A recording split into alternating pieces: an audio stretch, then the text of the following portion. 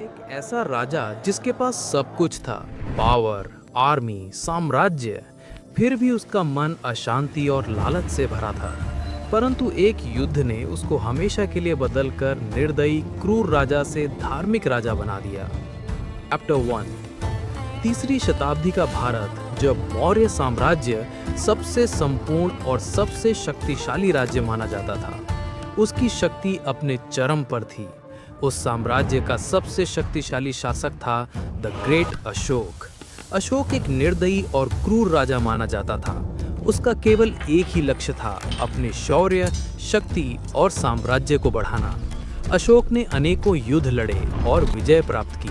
फिर एक जंग ने उसे हमेशा के लिए बदल दिया। चैप्टर 2। 261 बीसी के समय मौर्य साम्राज्य और कलिंग राज्य के बीच सबसे भयंकर युद्ध हुआ। इस युद्ध में लाखों लोग मारे गए। युद्ध क्षेत्र में हर तरफ लाशें और खून था। इस तबाही और रक्तपात को देखकर अशोक को अपनी निर्दयता का एहसास हुआ। उसने पश्चाताप किया और अपने आप को हमेशा के लिए बदल दिया। चैप्टर 3। कलिंग युद्ध के पश्चात पहली बार अशोक को अपनी जीत नहीं, अपने कर्म दिखाई दिए। अशोक ने दिग्विजय की नीति छोड़कर धम्म की नीति अपनाई, अर्थात तलवार छोड़कर उसने बौद्ध धर्म को अपनाया।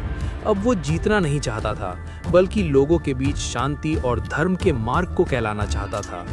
चैप्टर 4। अशोक ने अपने साम्राज्य में अहिंसा, न्याय और दया को बढ़ावा दिया और अपने धर्म संदेश को अशोक स्तंभ और शिलालेखों के द्वारा प्रचार प्रसार किया और धर्म विस्तार किया। आज भी अशोक चक्र देश के झंडे पर अंकित है और धर्म व सत्य का संदेश देता है।